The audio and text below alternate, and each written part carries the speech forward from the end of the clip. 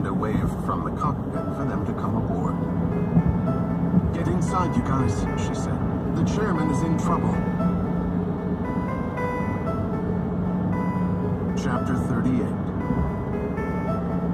The guards checking the roofs of the trucks behind Juan and Link were making quick work of it. They had only a minute left before a flashlight would catch them lying atop the cargo section of the lead truck. Link nudged Juan. "Our escape route is blocked," he whispered. Juan followed his gaze to the flashlights of a dozen guards scouring the jungle, and stealing the truck was out of the question, since they'd have to take time to turn around and run the gauntlet of the guards behind them, all of whom were armed with automatic rifles. Since the road ended at a rocky hill that would be impossible to climb without being exposed to gunfire, that left only one option. "Looks like we're going for a swim," Juan replied, looking at the bay. He spoke quietly into his mic.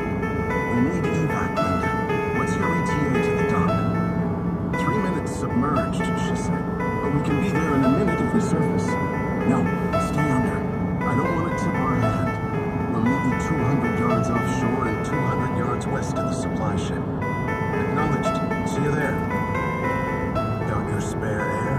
Juan asked Link as he removed a tiny air tank and goggles from his pack and stuffed them into his front pocket for quick access.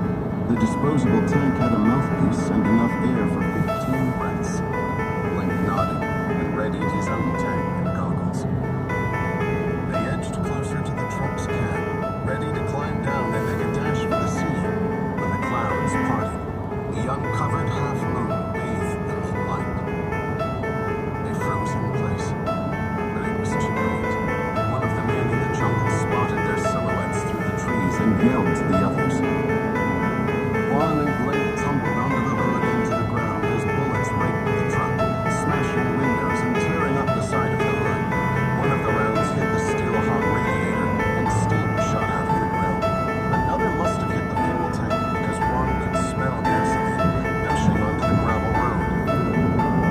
"So much for a stealthy escape," Juan said, crouching by the hood. "It's a long way to the water," Link said. They were 30 feet from the seawall that had been built to buttress the road. Juan took aim at the flashlights in the jungle. "I'll cover you. You can return the favor from behind the seawall. Go!" Juan opened up on the foliage, knowing he'd have to be incredibly lucky to hit anyone. Link ran as Juan emptied his magazine. When he was out, he reloaded and stole a look behind him in time to see the huge former Navy SEAL dive over the seawall. Water erupted onto the rocks like he'd done a cannonball. Then he saw Link pop up, his submachine gun at the ready. As Juan got into a sprinter's stance to make his run across the open stretch of road, he looked to the dock and saw Tagaan level a scoped assault rifle in his direction. Juan jumped back, narrowly avoiding the rounds that whizzed past. No way was he going to cross that distance without getting hit. Then he heard Gomez's voice in his ear. "I got you, Chairman," he said. "Get ready to run. Link, start firing." Link didn't bother asking what their eye in the sky had in mind. He began hosing down the jungle with bullets. "Now, Chairman," Gomez said calmly. Juan took off, his eyes on Tagaan as he ran. The communist no longer had his rifle aimed at Juan.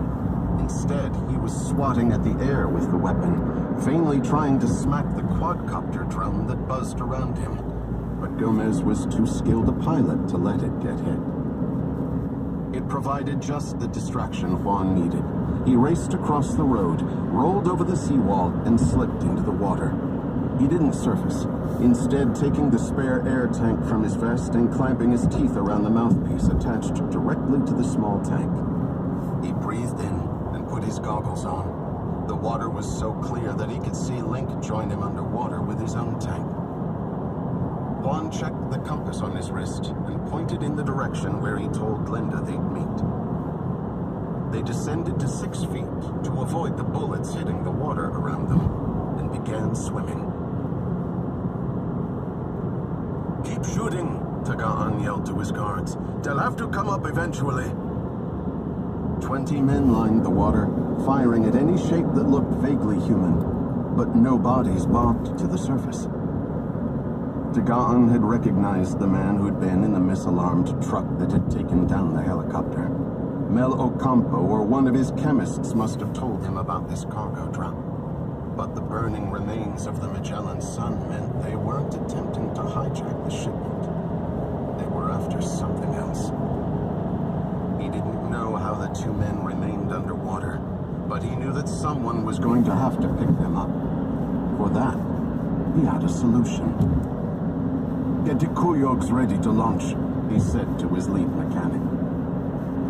The mechanic nodded and removed the tarps covering two objects floating in the water next to the dock. Painted a glossy black, each of the sleek watercraft was the size and shape of a jet ski, with the seats and handles removed.